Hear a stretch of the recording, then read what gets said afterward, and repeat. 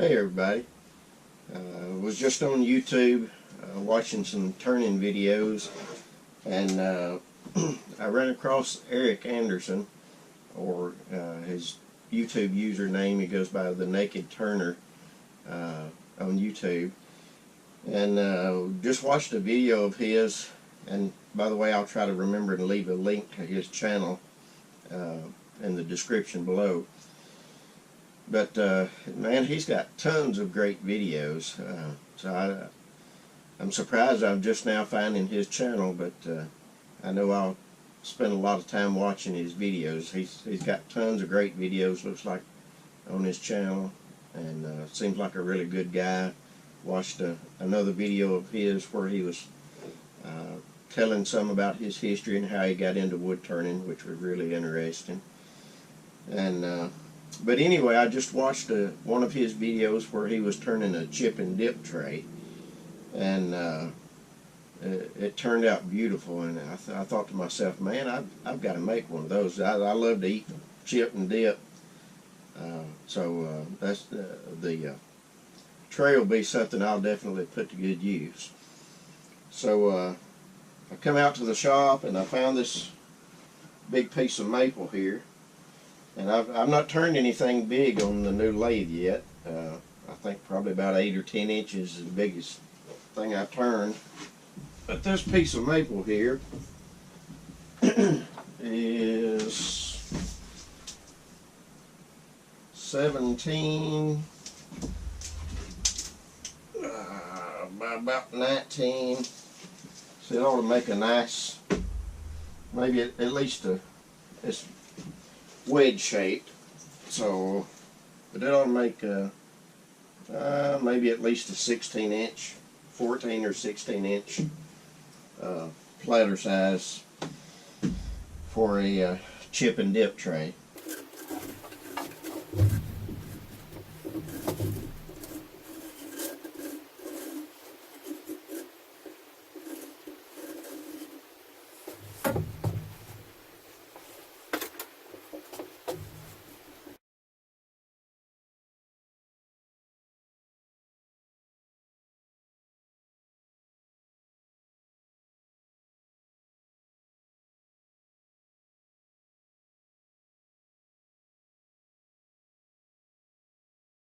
Okay guys, it's actually been several days since I started the video and roughed out the outside of this chip and dip platter.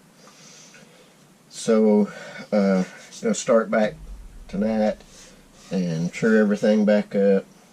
I've just had it sitting in the house drying, so I'm going to true everything back up and sand the outside and put a coat of sanding sealer on it, maybe sand it a second time.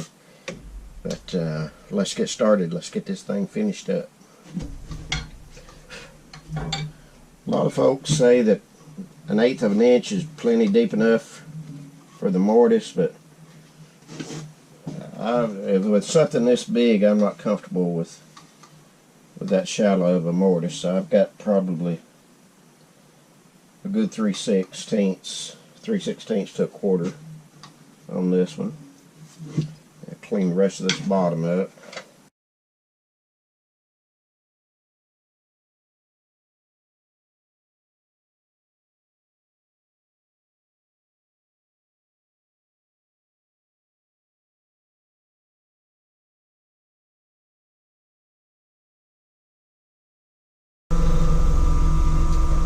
Running about 1300 RPM.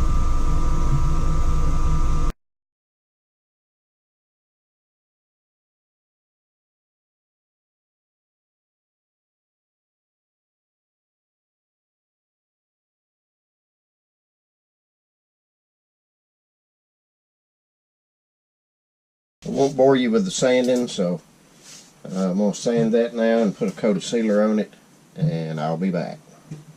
Okay, while I was sanding, I decided I wanted to add some detail to the bottom of it, and I just put some V-grooves in it with this, hope that tailstock's not in the way of the camera, with this Easy Wood Tools detailer. Basically it's just a carbide scraper, and I didn't measure it out or anything. I just tried to get a little bit wider with the grooves or spaces as I came out. If you got a bowl or a plate sitting on something that's uneven or soft, these grooves in the bottom, I kind of like to put them on there a lot of times. It kind of gives a little more grip to it to keep it from sliding off of something. So I didn't think to turn the camera on and show me putting them in, but this is what I used to put the grooves in. Just 2 coats of sanding sealer and sanded up to 400 grit. About to put some finish on it that I've been experimenting with. That's a mixture of excuse me, shellac and tung oil. And so far the results seem to be really good with this, but time will tell. Want to be sure that it holds up well. It looks real good. I love using tung oil, and that's what I normally use on any food service item. And of course shellac is food safe too, but a little shellac in it gives the tung oil just a slight bit of build that you don't get with just the tung oil alone. So let's put some of this on there and we'll see what she looks like.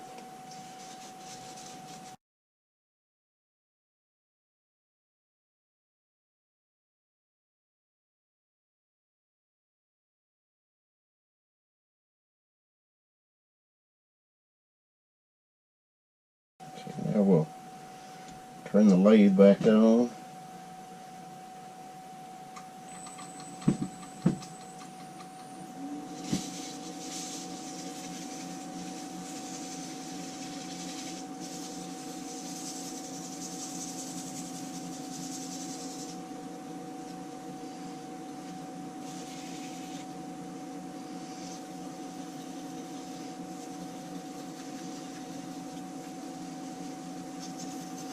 Probably sticking my head right in front of the camera. Sorry about that, guys. I'm no videographer, that's for sure, but I promise I'll try to get better and learn how to make better videos.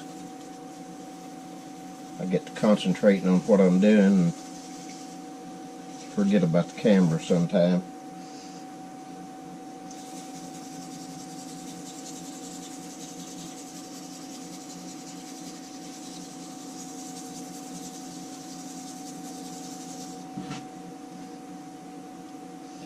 A little bit more here on this outside. We'll crank the speed up and kind of rub that finish in.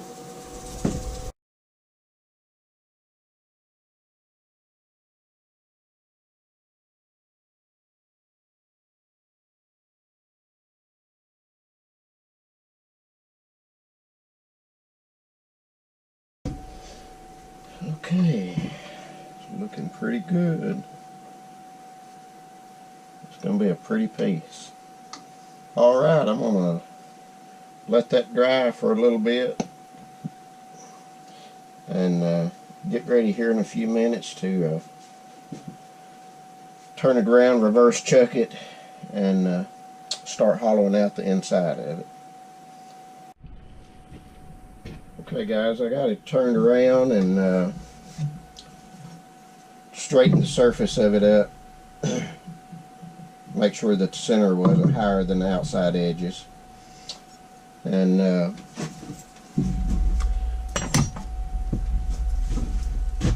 I didn't want to put the dip directly in the wood itself, so I went to China Mart, Walmart, and picked up these little Corral dishes that are, let's measure and see,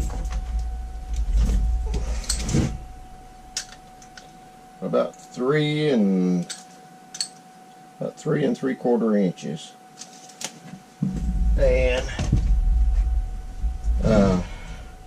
used a caliper to get a little bit smaller than that, and lay me out a line on here to start with, and I'll take that out a little at a time and keep checking it to make sure that I don't get it too big. But I wanted something that was replaceable. You know, if we lose, these are Corral, so if we lose them, or lose this one, break it, whatever, grandkids break it, I can go to Walmart and get another one to replace it, and the hole in the dish will still fit. So let's get hollowing. I'll probably fast forward through most of this.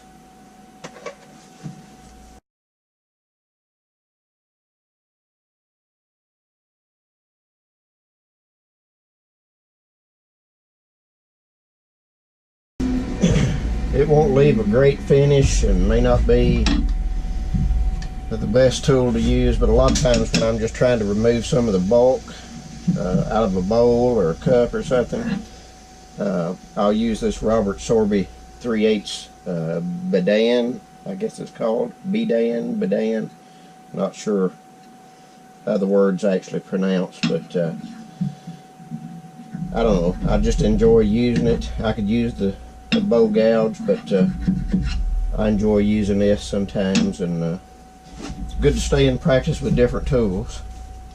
But switching to a Hurricane Tools heavy duty scraper. I believe it's 1.5 inches, I think.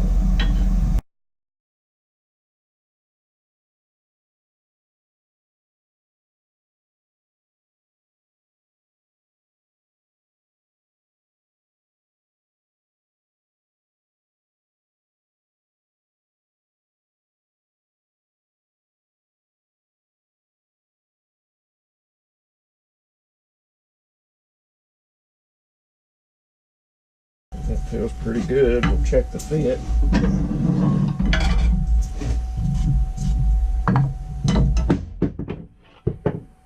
Oh yeah, by the time that's sanded, that'll be just about perfect.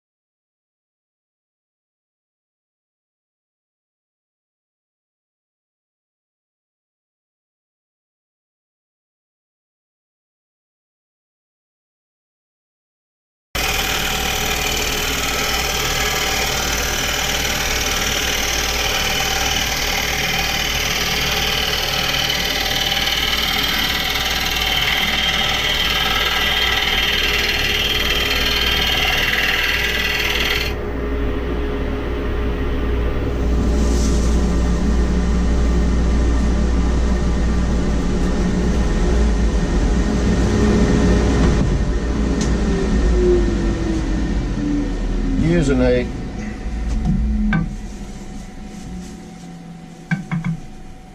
wait till that noisy thing shuts off. Using a Doug Thompson 1/2 inch bow gouge, V-shaped flute 1/2 inch bow gouge. Doug Thompson, I turned the handle myself. Love this thing. Running almost 1200 RPM.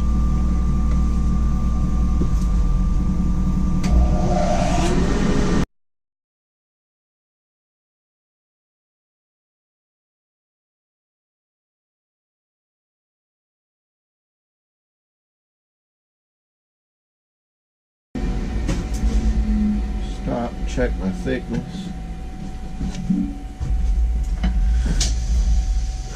Sorry for reaching around the camera.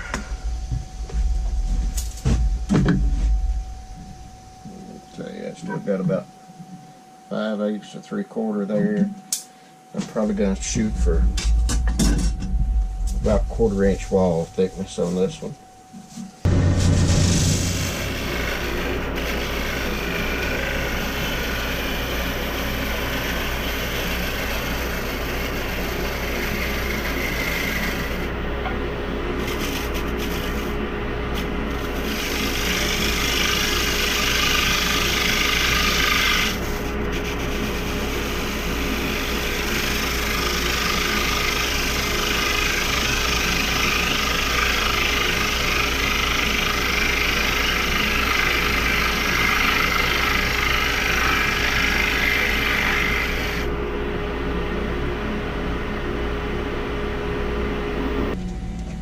I'm going to switch over to the scraper now.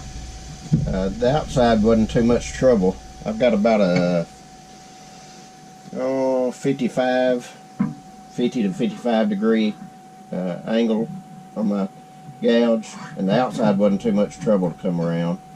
But this inside's getting a little bit hairy with the gouge, so I think I'll switch over to my scraper now and see what kind of finish I can get with it. Finish cleaning the rest of that up there.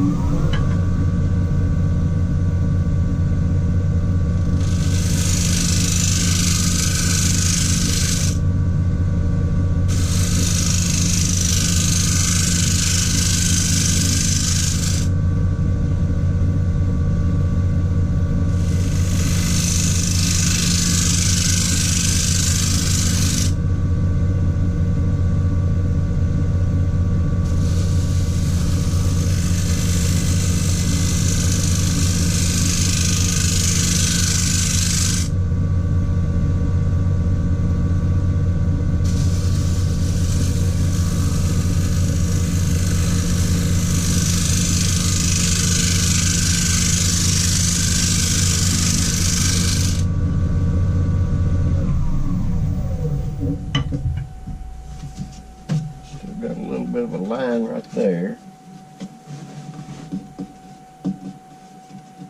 Thickness is pretty good except for right in here.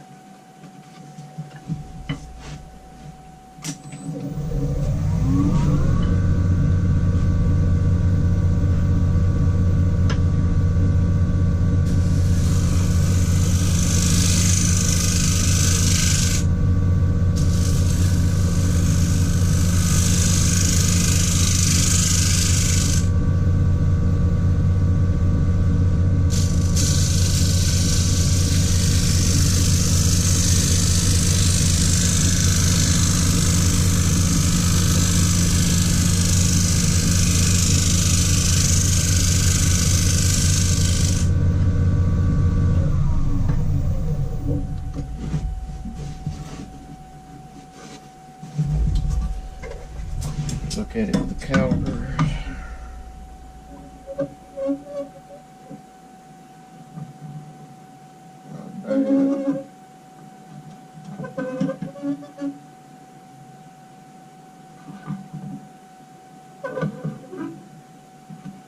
Still a little bit thick on the inside, but with it having that radius there, it's kind of got to taper up thicker. Alright, I'm going to try to clean her up just a little bit more, and we'll probably start sanding.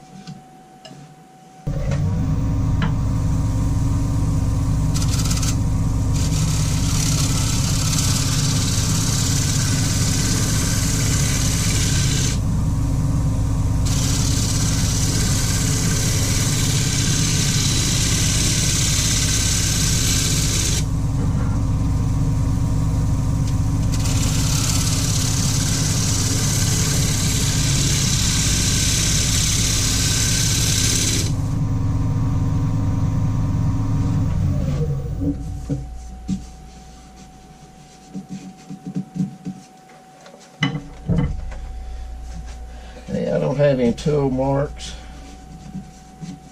so I think I'm going to play it safe and call it right there and sand her out from there.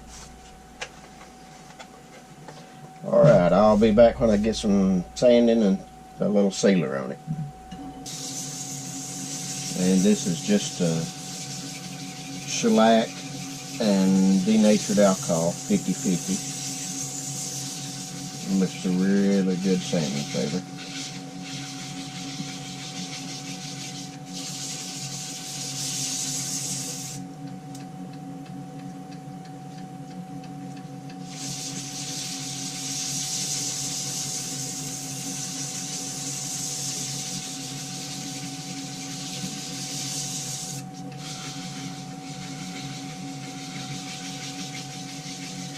Let it soak up all it wants to soak up.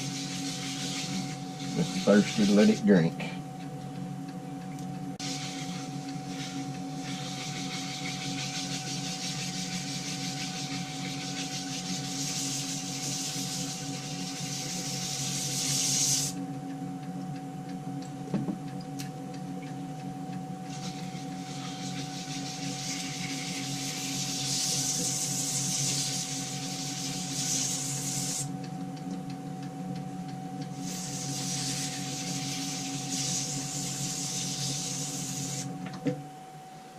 Okay, I'm going to finish this up, guys. And I'll probably let this dry overnight and finish the sanding, maybe do another coat of sanding sealer tomorrow and then finish it up. Okay, guys.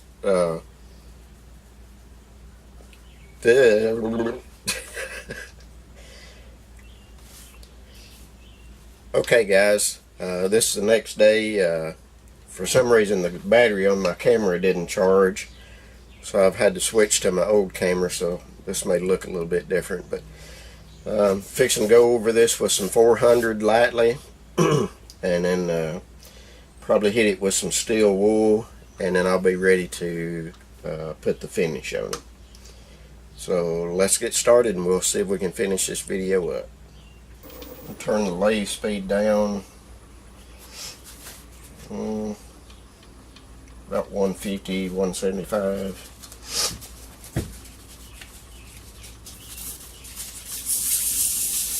And run over this just real lightly. This has already been sanded to 400 once.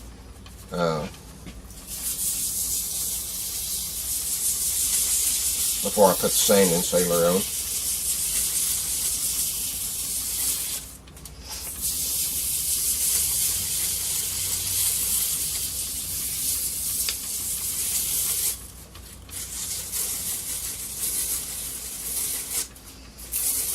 This edge nice and rounded.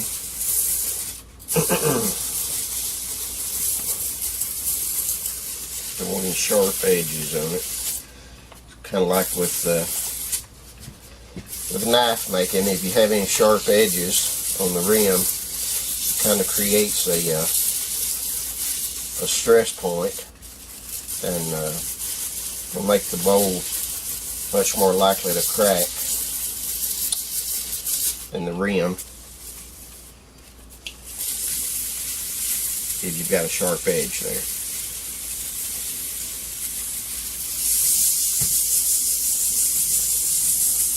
Looks like we got a visiting bumblebee over here. Everybody else having the overwhelming supply of bumblebees this year.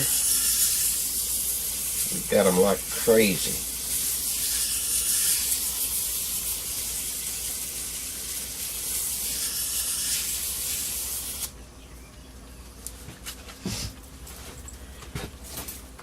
That sheet stopped up, so I mentioned in my sandpaper cutter video about keeping clean sandpaper and sharp sandpaper. So if you want a decent finish, no finish you put on there is going to hide scratch marks or sanding marks. So if you want a good finish, do a good job of sanding, use sharp sandpaper.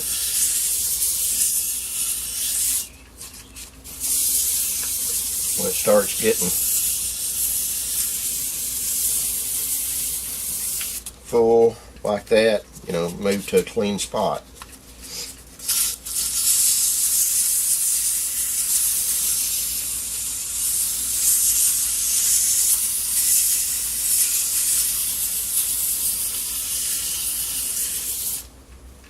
I'll fast forward through the rest of this so I don't bore you to death. Stop the lathe and go over with the lathe off just to make sure that I don't have any stubborn spots. And sometimes, I don't know if anybody else has this problem or not, but sometimes a light patch of grain in a piece will really throw me off. Make it look like I've got a sanding scratch when actually it's or a tool mark when actually it's just a color difference in the grain. When the lathe's spinning, sometimes it's hard to tell what you're seeing, so occasionally it's good to stop the lathe and take a good look at it.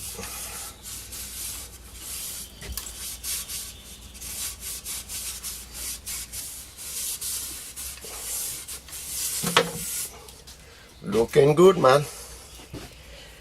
Let's put some finish on it. Using the the finish that I'm kind of experimenting with that I mentioned earlier in the video, that's a mixture of shellac and tung oil. Trying that on this one since we'll be using it personally, the wife and I. That way I can see for sure what the finish does and make sure there's no issues with it.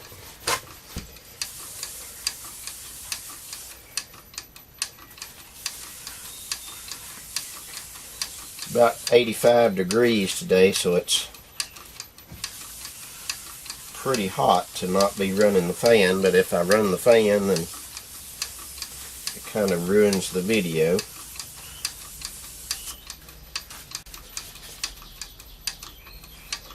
In one of my, in the comments on one of my videos here, not very long ago, one of my subscribers made the comment that he really enjoyed watching my videos because it was just like being in the shop with me. And you know, that comment really meant the world to me. And I hope that's the way that everybody feels that watches. My videos aren't really how-to videos. I just enjoy sharing what I do, and if I can help somebody by showing the way that I do things, then I'm thankful that it helps somebody. And some folks just enjoy watching people do woodwork. Okay, looks like I've got plenty on here. I'm going to turn the speed up a little bit now. But I hope everybody enjoys watching the videos, and I hope the way that I do my videos, even though I don't know anything about movie making or really much about video editing or anything like that, I hope my videos make you feel like you're here with me in the shop and make you feel right at home and make you feel welcome in my shop. Okay, just finishing up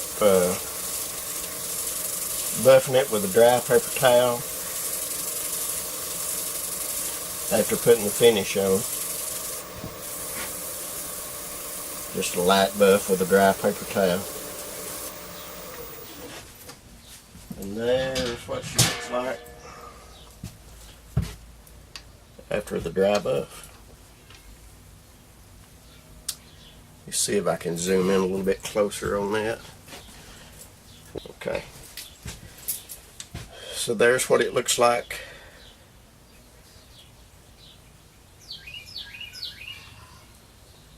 after buffing with the paper towel. and like I said, I'll give it a while to dry before I buff it with the buffing wheels and wax it.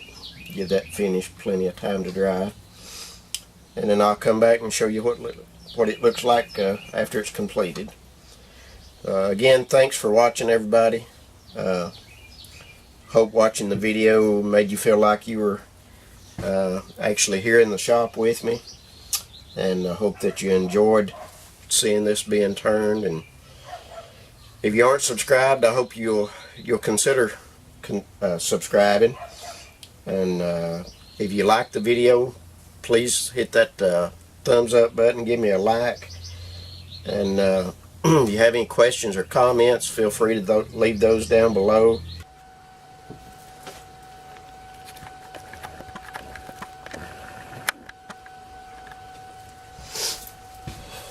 Okay, I've already done the inside with the carnauba wax, and now I'm going to hit the outside real quick.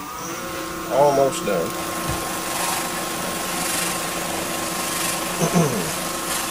I've left this video a lot longer than I normally do a video, just simply because I wanted to show the whole process.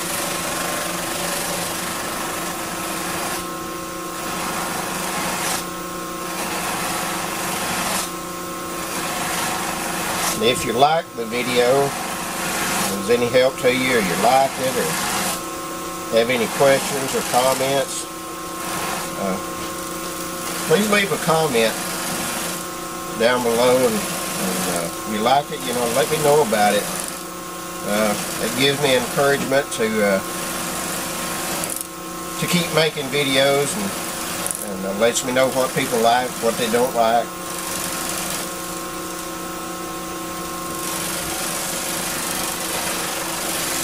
Probably not going to be very many people that like a video this long, but I think it hurts to do a longer video every now and then, just for the sake of showing the whole process of exactly what's involved in making something.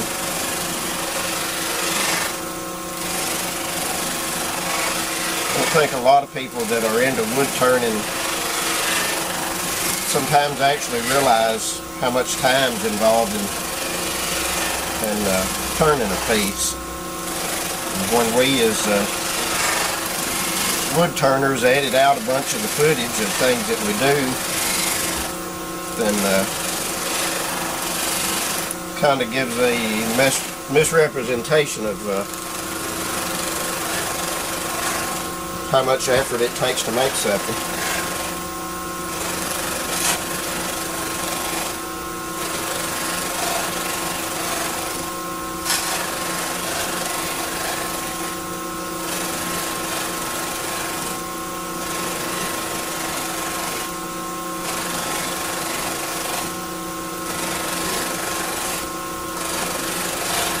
If you've ever bought a bowl or a cooksa or something from me and wondered how the finish was so silky smooth on it, trust me, there's no magic to it.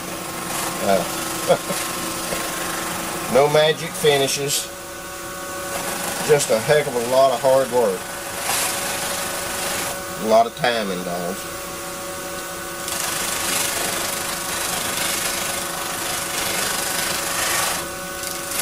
Actually, since this piece is for myself and not for sale, I'd probably rush through this one a lot quicker than I would if it was a piece I was doing for somebody else.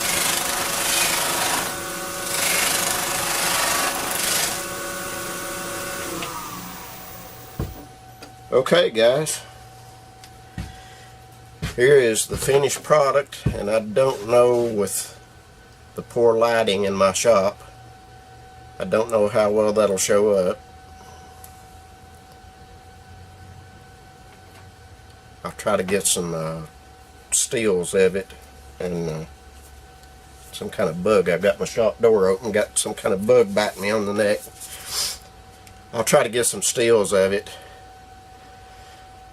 and post at the end of the video in case this isn't showing up well in the camera. Okay, sorry about that, guys. It's fate, and my luck would have it. I had about 1 minute of taping, I guess, left to do. I was fixing to say thanks for watching, everybody, and the battery on my camera went dead, so I had to go in and get another battery. But anyway, here's the finished bowl. Or not bowl, platter or tray, I guess. I'm not sure what it should be called. But hopefully this is showing up okay in the camera. Turned out pretty nice. And of course the Corral cup that I mentioned earlier in the video fits in the middle of it. I've got a great fit on that. Fits right down almost to the rim of it there, or the little lip. But and here's the back side.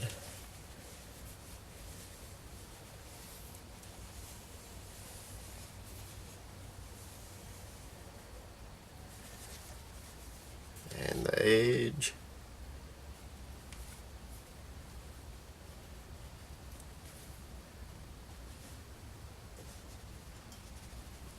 My lighting is terrible in the shop, so sorry about that.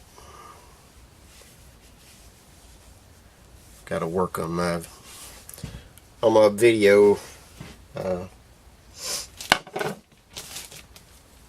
stuff. Video taking stuff. But thanks for watching, everybody. Appreciate you joining me in the shop, and hope that you enjoyed the video.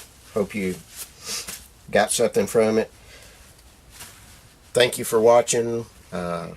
Questions or comments, leave them below. And thank you once again, Eric Anderson, the Naked Turner, for the inspiration on the chip and dip tray. Watched his video and got inspired to make myself one. So thanks again, and there I am. Thanks, everybody. See you next time. I forgot to remind everybody, especially my subscribers that originally subscribed to see pipe making videos, stay tuned, watch, keep an eye out for the next video, because it will be a bush pipe making video. It's a pipe anyway, a tobacco pipe. So thanks again, everybody. See you next time.